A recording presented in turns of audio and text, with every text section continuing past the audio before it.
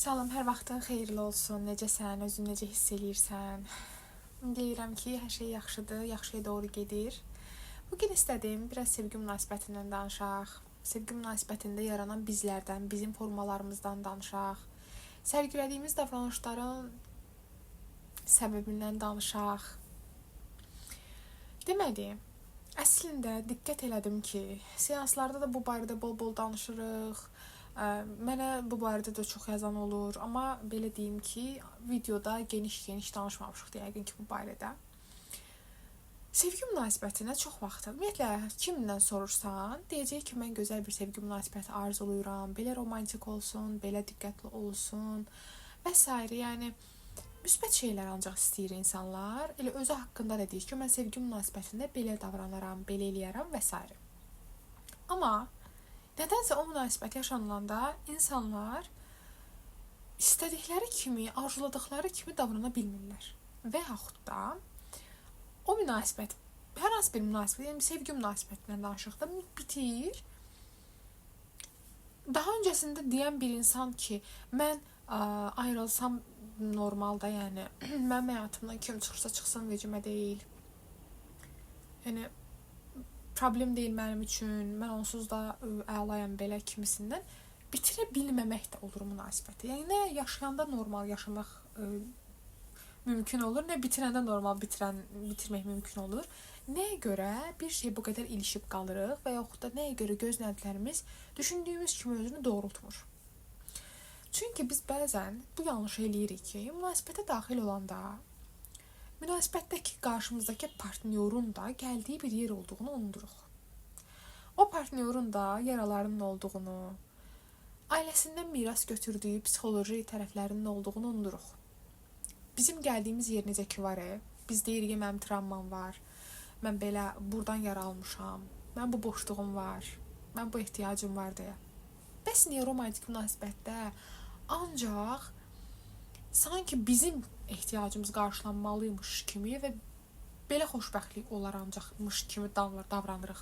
Qarşımızdakı da insandır.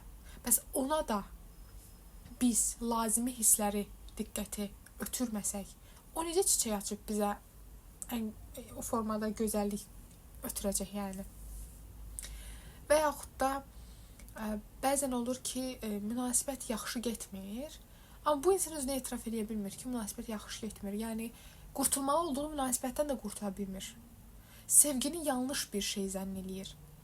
Münasibətdən danışırıq, bəs sevgini biz necə qavrayırıq? Bizim üçün romantik münasibət necə bir şeydir? Bizim romantik tərəfimiz necə bir insandır? Bu barədə heç düşünmüşük. Ancaq varsa yoxsa, ya sosial medianın, ya kənar dünyanın bizə yaratdığı, bizim də təsəvvürümüzə formalaşdırdığı o münasibətlər bizim idealımız olub.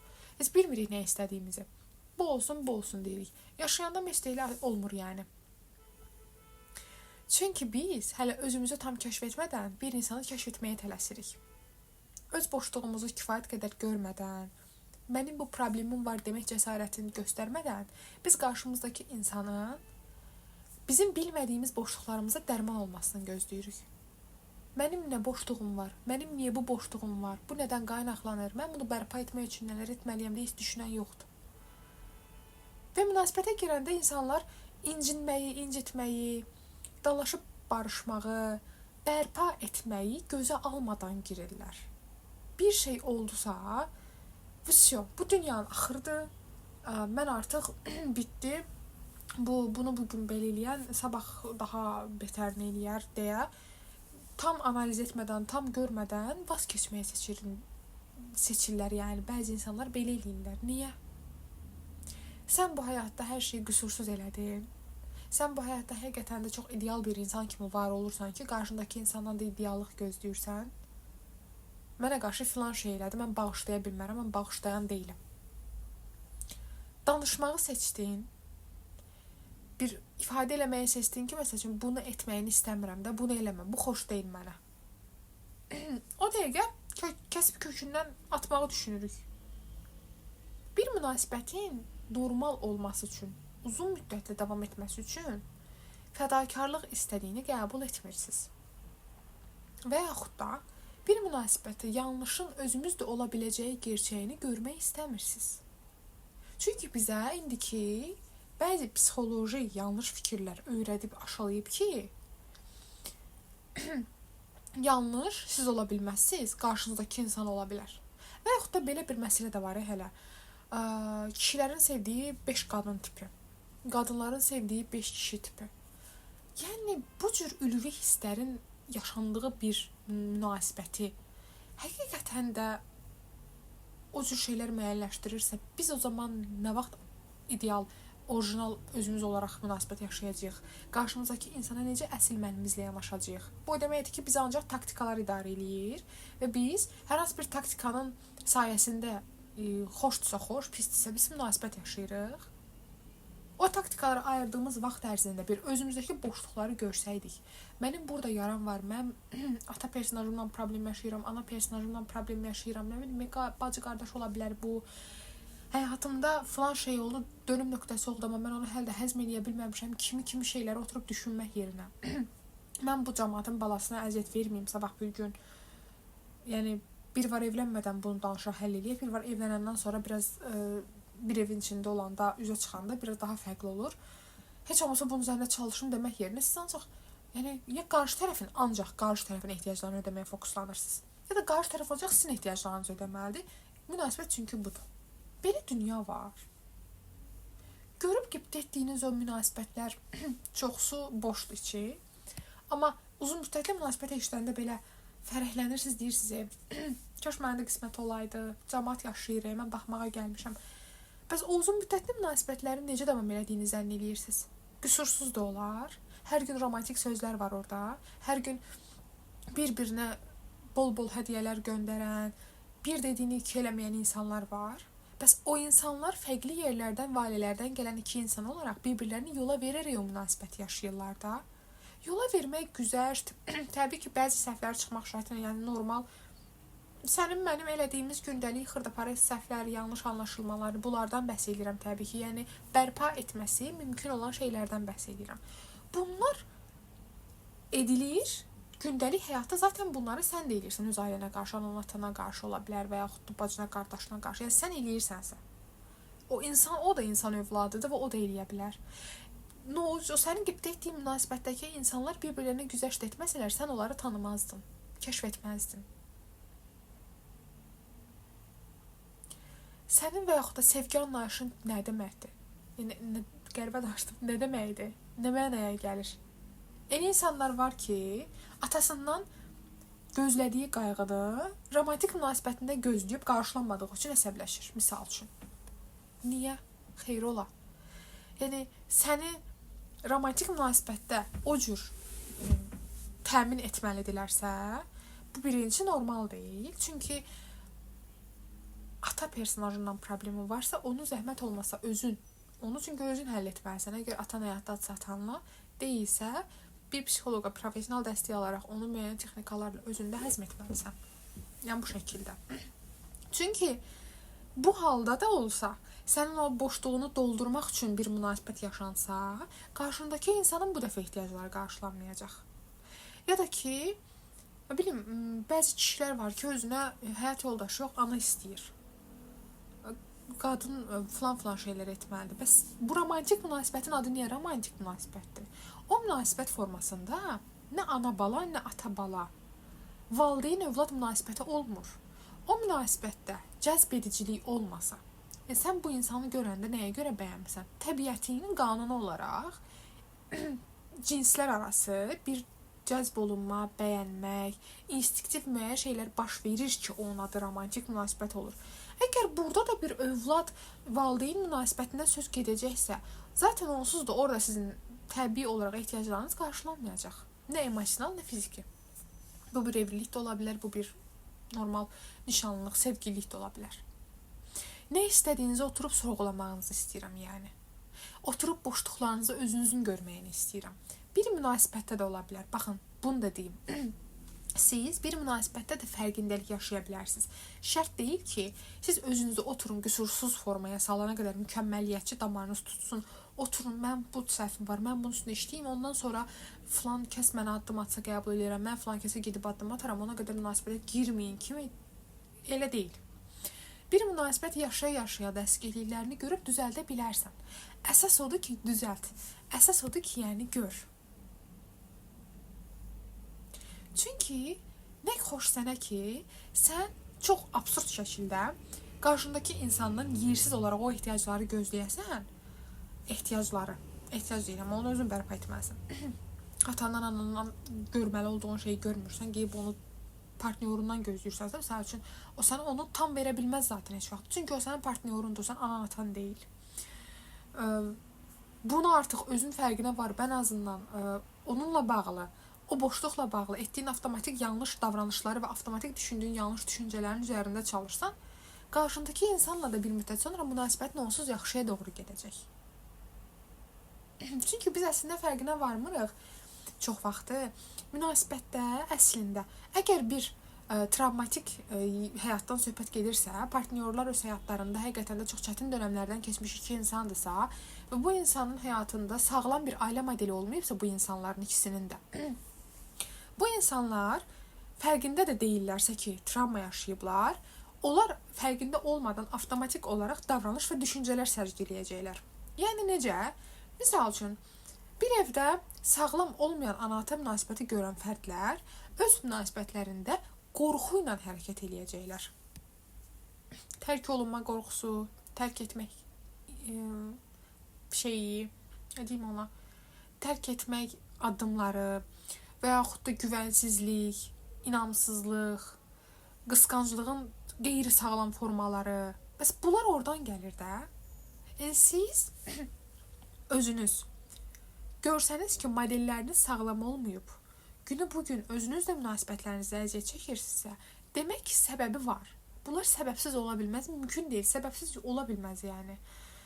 Siz ağ vərəq kimi doğulmusunuz, sonradan sizin müəyyən görüb öyrəndiyiniz şeylər olub. Bəs onların da özünə görə sizə təsir olmayacaq? Olacaq əlbəttə ki. Ona görə də sizin münasibətdən əgər müəyyən bir ehtiyacınız qarşılanmadığından şikayətlənən birisiniz, oturun birincisi baxın görün, o ehtiyac həqiqətən qarşı tərəfin qarşılamalı olduğu bir şeydirmi? Romantik bir ehtiyacdırmı yəni? Çünki münasibətin də, hər münasibətin özünə görə müəyyən qarşılanmalı ehtiyaclar yığını var və o, lazımi insandan gələndə həqiqətən ödənir. Lazımi insandan gəlməyəndə ödənmir. Kompensasiya etdiyiniz insana və şeylərə diqqət edin. Onlara bir baxın görün, siz nəyi ilə kompensasiya edirsiniz. Yəni, baxın görün, həqiqətən sizin harada boşluğunuz var. Onu düzələcək güc sizdə var ki, birincisi onun fərqinə varırsınız. O güc sizdə olmasa, onsuz da onu ümumiyyətlə heç görməz, eşitməzdiniz. Özünüzdəki boşluq düşüncəsinə belə düşməzdiniz, onu araşdırmazdınız belə. Amma o güc sizdə var ki, siz bu yola çıxmısınız. Yəni, romantik münasibətlər fərqində olmadan çox vaxtı bizim qorxularımızın danışdığı yerə çevrilir. Məhz məlumatsızlığa görə, məhz yanlış istəklərə görə, yanlış ehtiyacların qarşılandığı yerə olduğuna görə. Çox vaxtı xəbərimiz olmadan partnyorumuzla əslində iki dənə yəni cütlük olaraq bəzən danışmadığınız anlar olur, fərqində olmursunuz. O filan kəs kimi danışır, sən filan kəs kimi danışırsan. O incindiyi yerdən danışır, sən incindiyin yerdən danışırsan. O filan personajdan danışırsan, o atası kimi danışır, sən anan kimi danışırsan. Bəlkə də sən atan kimi danışırsan, o anası kimi danışır. Yəni, kimi təqlid etdiyinizə diqqət edin. Sağlam modeliniz olmayıbsa da, özünüz sağlam model olmağa çalışın. Bu mümkündür. Mümkündür ki, bunları zaten biz danışırıq sizlə. Bu videoya baxırsansa, demək ki, mümkündür səndə də. Çünki sən araşdırırsan, üstünə düşürsən, fikirləşməyə seçirsən. Münasibətdə səhvlər ola bilər, bağışlanmalar ola bilər, yenidən başlamalar ola bilər. Ola bilər incitməyi gözə almalısınız. Çünki münasibət heç vaxt ideal ola bilməz. Çünki münasibətdə iki fərqli yerdən gələn iki fərqli insan olur. Və o insanlar bir-birləri ilə yaşamaq istəyirlərsə, bəzən uyğun yola gələcəklər, ortaq məxrəcə gələcəklər, bəzən isə öz mənlərinin fikirlərini irəli sürəcəklər ki, mən bu barədə belə düşünürəm. O da deyəcək ki, mən də bu barədə belə düşünürəm. Əgər uyğundursa, o filan məsələ barədə ayrı yan-yana, amma ayrı yol qət eləyəcəklər. Ortaq məxrəc isə nə gözəl, ikisi bir yerdə bir yol qət eləyəcəklər. Yəni, nə yapışaq ikiz kimi yaşamağa ehtiyac yoxdur. Nədir ki, durub bu dediyim şey məsəl üçün artıq eşitdiniz, bildiniz ki, hə, bu məsələ var. Bir var bunu bilmədən davamlı olaraq konflikt halında münasibət yaşayasınız. Yazıq deyilsiniz, yəni ömrünüzdən gedir sizin. Qarşınızdakı insanın da ömründən gedir. Bir onsuz da seçə bildiyimiz yeganə münasibət forması romantik münasibət. Yəni insan ailəsini seçə bilmir, coğrafiyasını seçə bilmir. Ona görə sevgi ilə bağlı məsələlərdə çox zaman sevgi adı altında da seanslarımda da olur. Sevgi adı altında müraciət gəlir. İrəli seansın irəli dəqiqələrində, irəli seanslarda artıq o sevgi münasibətinə görə gələn müraciət edən insan özündən danışmağa başlayır. Çünki əslində münasibətlərdə insanlar özlərinin ya boşluğuna sərgiləyirlər, ya da ki, özlərini yaşayırlar bilmədən və yaxud da bilərək. Onsuz da seçə bildiyimiz yeganə münasibət forması sevgi münasibətimizdir.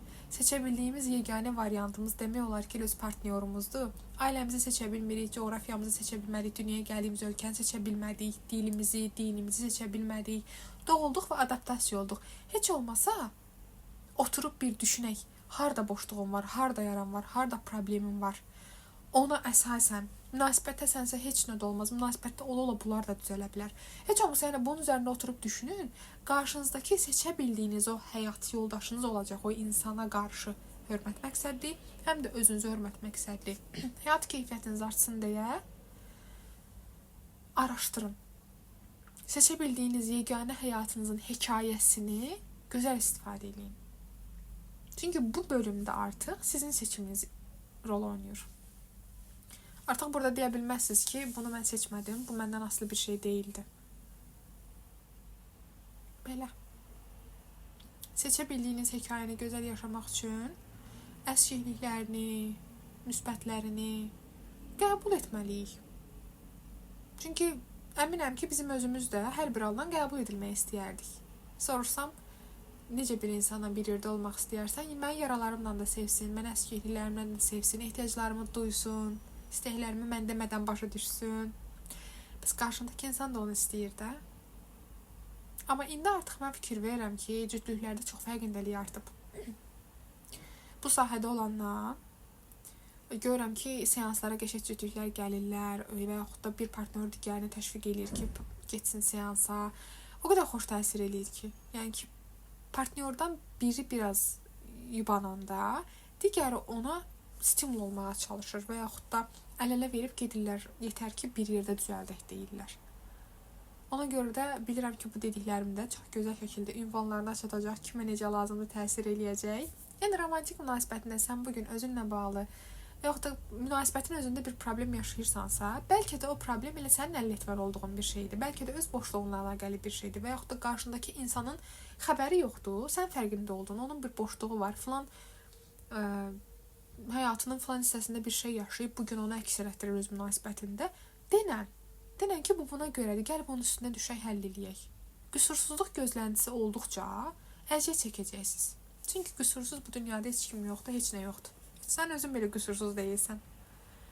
Münasibət vəbşə sosial bir yerdir. Yəni orada bir nəfər yox, 2 nəfər olur, zamanla artır hətta bəzən. Yəni orada necə qüsursuzluq olsun? Bərpa etmək, təmir etmək gözəldir. Köhnələrin münasibətləri bəs nə bilirsiniz, nəyə görə o qədər uzun olub? Güzəştlə bu həyat həqiqətən də gözəl olur. Ona görə də bir-birinizə güzəştə getməyə bacarın. Bu şəkildə ümid edirəm ki, fikirlərimi tam çatdıra bildim. Bu mövzunun fərqli budaqlarını, şaxələrini bol-bol danışarıq inşallah yenə sizinlə. Özünüzə yaxşı baxın. İnşallah görüşərik. Növbəti videoda danışarıq. Hələlik.